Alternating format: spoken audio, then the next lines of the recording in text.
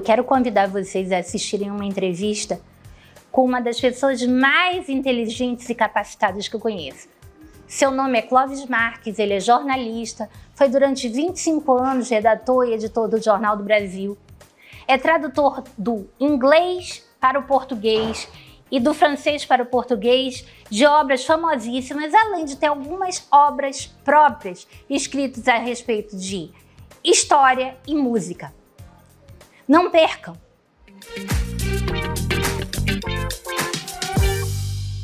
Clóvis, muito obrigada por aceitar me receber na sua casa. Eu queria saber um pouquinho como começou o teu amor pelas letras. Isso vem de cedo, Desde pequeno eu sempre fui muito leitor, né? Acho que na época, eu sou de 51, na época a coisa era bem mais propícia do que hoje, né? Sim. O convite para leitura e para você... A leitura era a melhor viagem que existia à época, né? Você sabia o que estava acontecendo no mundo, né? Tinha já a televisão, mas também não era uma presença tão forte. E você tem as pessoas... Eu tinha o gosto da coisa, né? Eu me lembro que muito cedo eu comecei a ler jornal.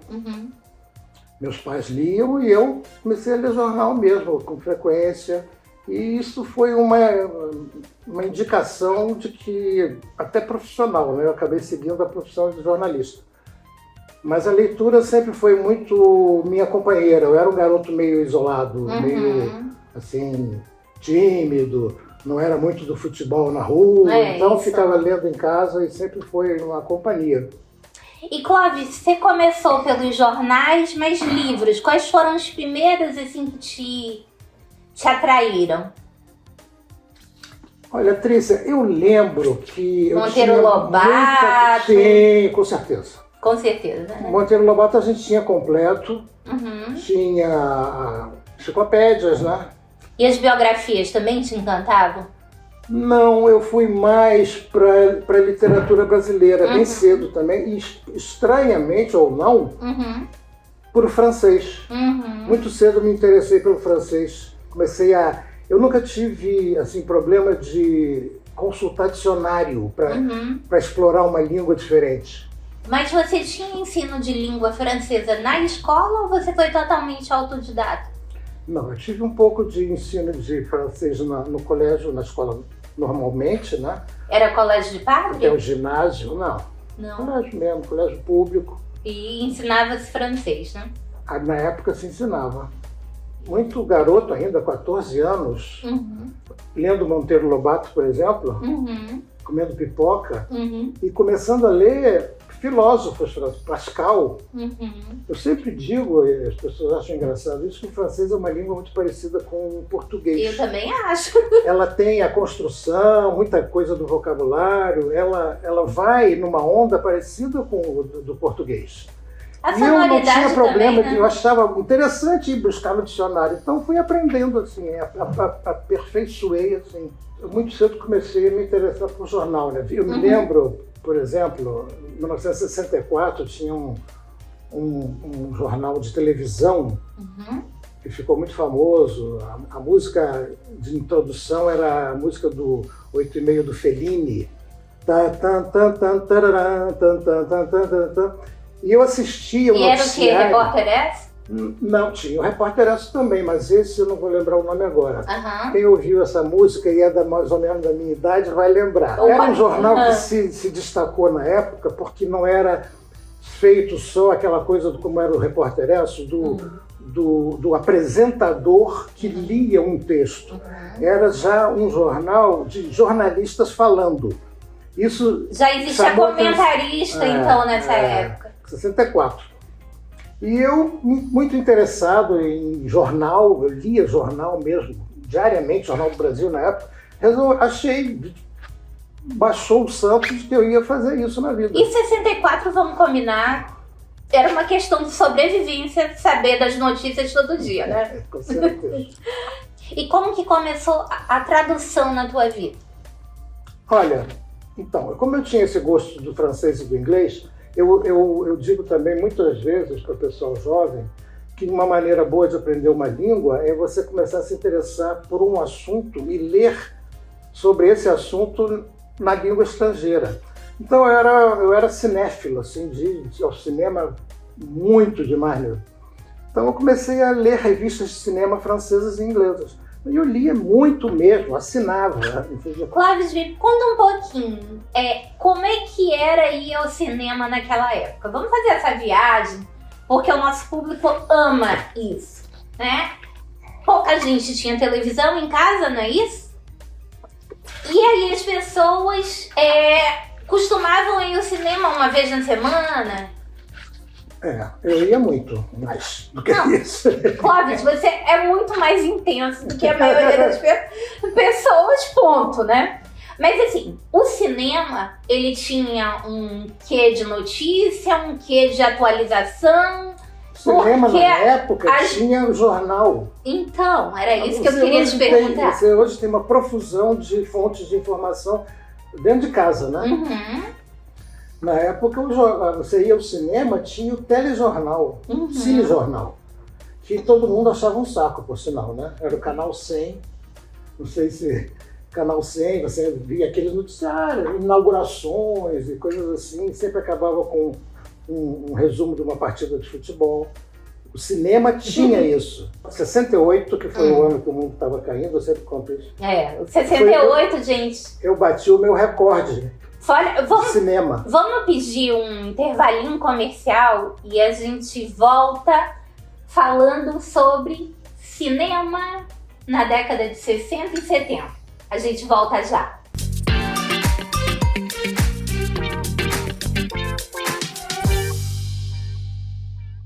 Conheça a Clínica Viva Mais. Estamos localizados na Rua Rio Içá, 510, Nossa Senhora das Graças. Uma clínica multidisciplinar que conta com profissionais especializados prontos para atender você. Contamos também com o laboratório LAPAC, especialista em exames patológicos em geral. Há mais de 6 anos no mercado, realizando consultas e exames. Venha conhecer. Clínica Viva Mais, Rua Rio Içá, 510, Nossa Senhora das Graças. O Avancar entrou no mercado com a intenção de somar na vida das pessoas, ajudando a melhorar o dia a dia de cada um. Presente em todos os lugares. Ele também é alimentação, refeição, combustível, premiação, presente, cesta básica e pré-pago. Avancar. Ligue 3003-3939.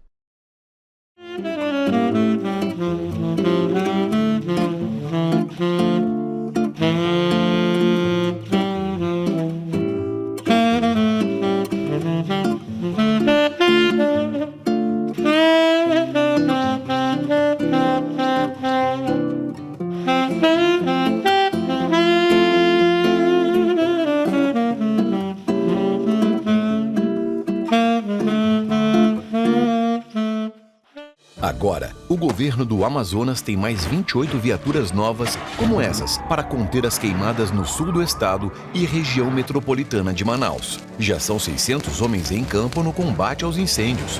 Desde junho, mais de 11 mil focos já foram combatidos e mais de 90% são em áreas federais e sem destinação. Seguimos monitorando e trabalhando. Queimada é crime. Denuncie. Essa luta é de todos nós. Governo do Amazonas. Trabalho que transforma.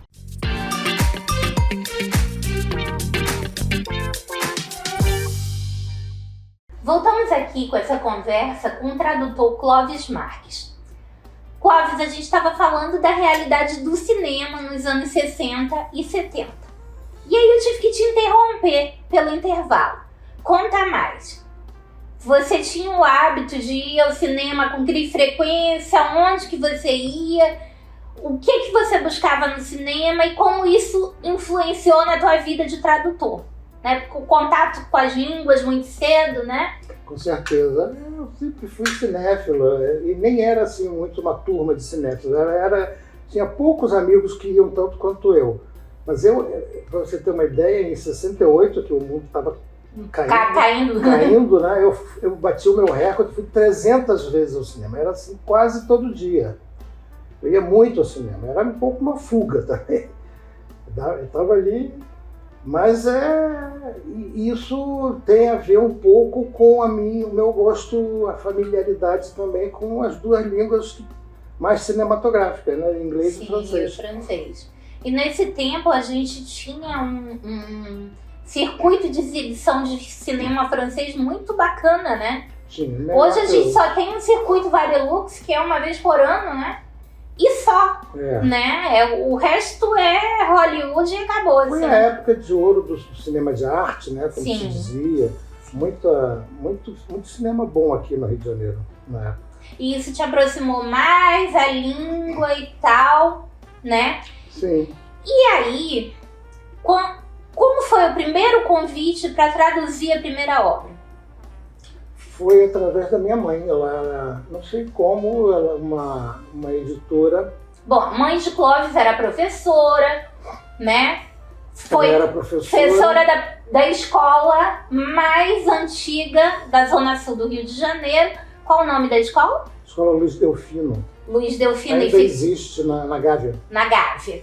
E a mãe de Clóvis, claro, incentivou as primeiras letras e tudo mais, né? O meu primeiro livro de tradução foi uma biografia da Ingrid Bergman. Olha! Eu comecei a trabalhar em jornal com 20 e poucos anos. Uhum. E me aposentei como jornalista. A vida inteira eu trabalhei chegou a se aposentar em como redação jornalista. de jornal. Então a tua aposentadoria é carregando pedra, no caso livro. Que pesa também. Eu trabalhava na redação do jornal e carregava um pouco de pedra em casa, porque o horário do jornalista é um pouco reduzido. E é meio louco também, né? Quando tem notícia, sai correndo e tudo. Aí... Mas de manhã eu traduzia livros em casa, sempre. Sempre. E aí, a partir dessa aposentadoria, virou dedicação exclusiva. Isso. Eu escutei que você tem uma predileção pelos livros de sociologia e filosofia, tá certo isso? Não, eu costumo traduzir mais livros conceituais, né, de literatura conceitual. Eu não, raramente eu traduzo ficção, por exemplo. Ah, sim. Ficção. É. Eu também não teria a menor vontade de traduzir. Que, por sinal, é mais difícil. Eu não só acho mais difícil, como eu acho menos interessante também. Entendeu? Então, olha só, Clóvis. Você aceita que eu convide uma pessoa que gosta demais de filosofia, gosta demais da língua francesa? Jorge, você pode dar o prazer da sua presença aqui? Então, Clóvis, um passarinho me contou que você ama traduzir filosofia, sociologia, essa área, né? Então, eu vou te deixar um pouquinho com uma pessoa que também ama e conhece tudo sobre isso, que foi, inclusive, meu professor de francês e de inglês. Então, eu vou pedir um minutinho de comercial e a gente volta já.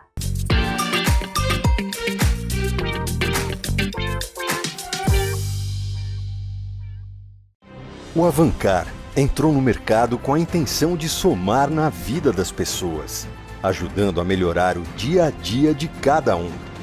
Presente em todos os lugares. Ele também é alimentação, refeição, combustível, premiação, presente, cesta básica e pré-pago. Avancar. Ligue 3003-3939. Agora, o governo do Amazonas tem mais 28 viaturas novas como essas para conter as queimadas no sul do estado e região metropolitana de Manaus. Já são 600 homens em campo no combate aos incêndios. Desde junho, mais de 11 mil focos já foram combatidos e mais de 90% são em áreas federais e sem destinação. Seguimos monitorando e trabalhando. Queimada é crime. Denuncie. Essa luta é de todos nós. Governo do Amazonas. Trabalho que transforma.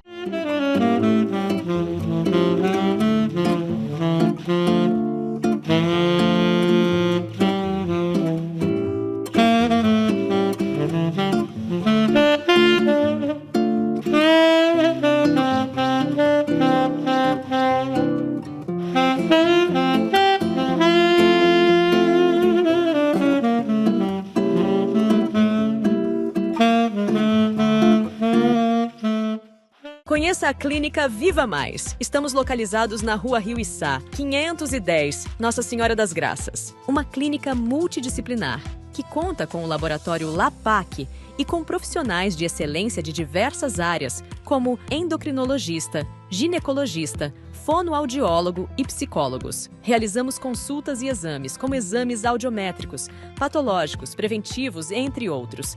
Aceitamos convênios e particular. Venha conhecer.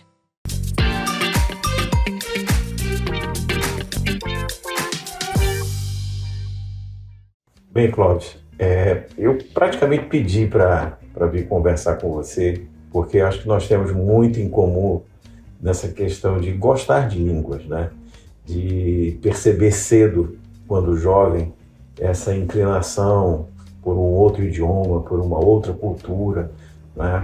E eu, particularmente, tive a oportunidade, um pouco diferente de você, eu estudei na Aliança Francesa em Manaus, né, nos anos 80, comecei a estudar francês nos anos 80, mas já estudava inglês, então já falava inglês, aí decidi aprender francês também. E isso, com certeza, me ajudou muito na língua portuguesa. Eu acho que você também deve ter esse mesmo insight, né? A gente tem uma percepção da gramática, né? A compreensão muito mais profunda da língua e percebe a importância de conhecer, né? São coisas interligadas, né? Por mais que as línguas sejam diferentes. Com certeza, né? A gente percebe muito a forma, a estrutura, como se constrói. E tem uma coisa da música, né? Da musicalidade. O chamado talento para línguas é uma coisa muito de ouvido. De ouvido, Então você se familiarizando com outras línguas, você abre um campo, né, de escuta. Como eu ensinei, eu sempre disse aos alunos que a gente aprende a língua primeiro ouvindo, como as crianças, os bebês, eles não falam, eles não nascem falando. Eles primeiro ouvem, e ouvem muito, se adaptam aos sons, né? E posteriormente é que eles começam a verbalizar. Você ensina? Eu ensinei durante vários anos, né? Durante toda a minha adolescência, até o início da vida adulta, eu dei aulas em inglês e francês. Inglês e francês. Básico, intermediário. Né? Mais tarde eu fui ensinar direito, mas quando eu estava na faculdade de direito, depois que me formei, eu fui ensinar direito. Mas a minha formação inicial foi essa com línguas, né? E exatamente também com essa mesma interesse, né? Pela cultura, pela filosofia, pelo pensamento, né? Para entender, né? Os grandes filósofos, né? O que é isso aí e tudo mais.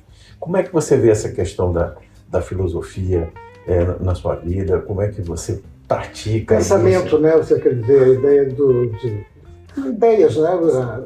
A questão a circulação das ideias. Eu sempre fui curioso, eu sempre fui muito leitor. E o meu campo de curiosidade sempre foi mais mesmo pela abstração do que pela ficção. Eu nunca fui assim, a partir de uma certa idade, eu larguei um pouco a ficção e me concentrei mais nas leituras de pensamento, abstração, com ênfase no espiritualismo, que é um interesse especial meu. Maravilha. Inclusive, pelo que a gente ouviu, pela formação da sua mãe, né? Que era... Sim, ela era espírita. Né? Então isso te dá uma visão humanista, né? Dá uma visão muito mais profunda de como tratar o ser humano, de como lidar com a realidade. Eu acho que é uma questão também pessoal, porque para muitas pessoas a curiosidade do mundo pode passar pela ficção. Sim. E também passa no meu caso. Sim. Mas para outros, que eu acho que é mais no meu caso, a curiosidade do mundo vem mais pelas janelas que as inteligências abrem, né, nos diferentes campos. Não é isso?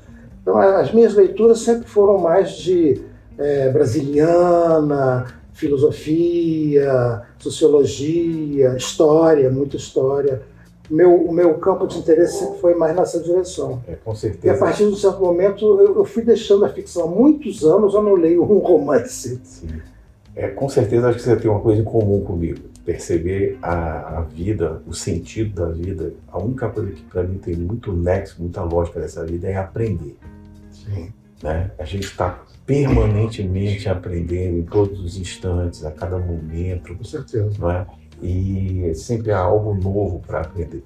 Né? E isso permite a evolução, né? A evolução Sim. como ser humano. Né? Eu aqui, por exemplo, agora estou aprendendo um pouco a conversar diante de uma câmera, que não é um hábito meu. Apesar Você da está sempre profissão. aprendendo, né? Exatamente, E exatamente. tem que estar de se expor. Se permitir, né? Se permitir viver uma nova experiência, fazer um contato novo, conhecer novas pessoas. A espiritualidade te permite isso, né? Ela te conduz a isso. A espiritualidade é uma questão importante, se você me permite enveredar um pouco por aí. Eu adoraria. É a questão de você não saber que a vida não é só o que te pega, o que você pode pegar, né? A vida é uma transcendência também. Você tem que ter esse... Se você não tem a ideia da transcendência, assim, se você não se imbui dessa ideia, né, a vida fica muito limitada, né? Você é metafísico puro também, né? Não. Total.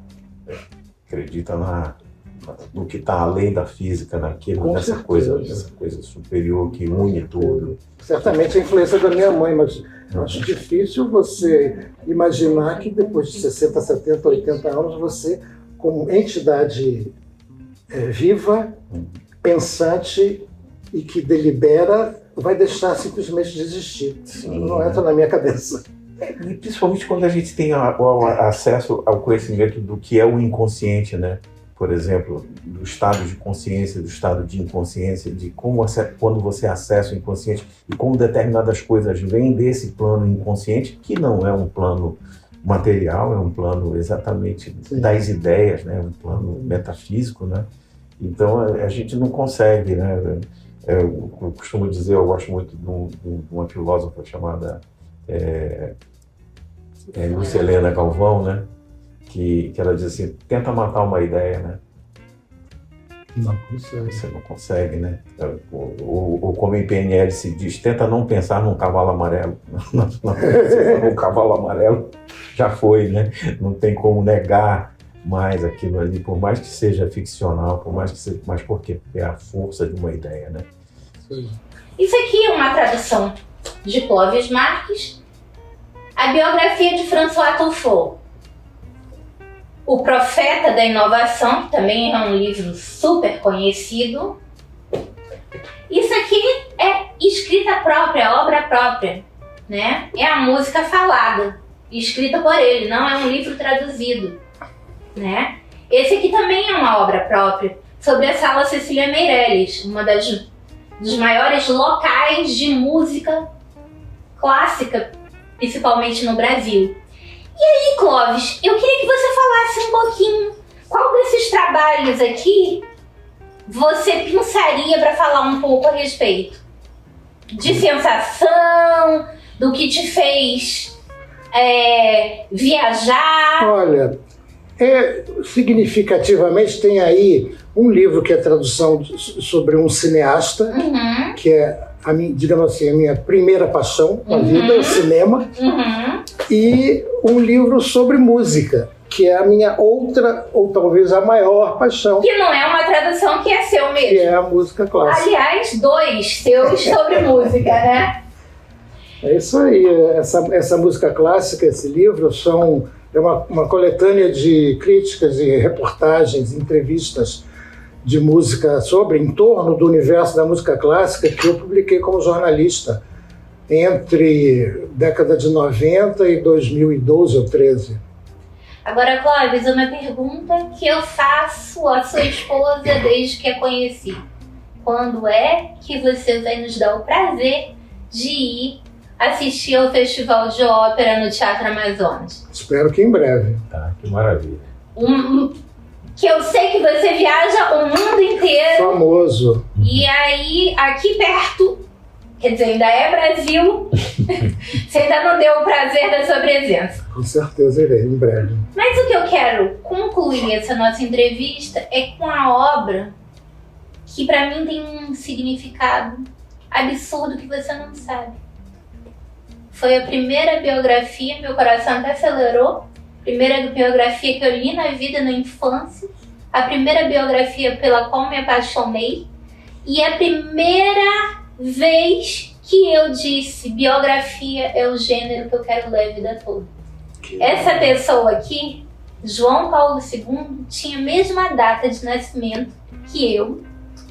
E era uma pessoa que tinha muitas coisas que me faziam me reconhecer, não que eu chegasse próximo à santidade, mas de características, né? Da questão de gostar mais de doar do que de receber. E assim, João Paulo II foi um papa que eu conheci pessoalmente, né? Que esteve em Manaus, que me marcou muito num momento muito difícil da minha vida, a morte da minha bisavó, que estava preparadíssima para conhecer o sonho da vida dela, e ela foi dias antes. E esse livro aqui, por uma coincidência que até me emociona, foi o livro que me fez querer ler livros de adultos. Foi quando eu fiz a transição da literatura infantil para a vida adulta. E com isso, sem saber, e que me pegou de surpresa e acelerou meu coração, eu agradeço a audiência de vocês e agradeço a você, Cláudio, Eu que agradeço. por ter me iniciado na vida adulta através dessa obra. Que bom, fico feliz. Muito bonito. Muito obrigada pela audiência de vocês. E a gente volta na próxima semana com mais curiosidades para vocês.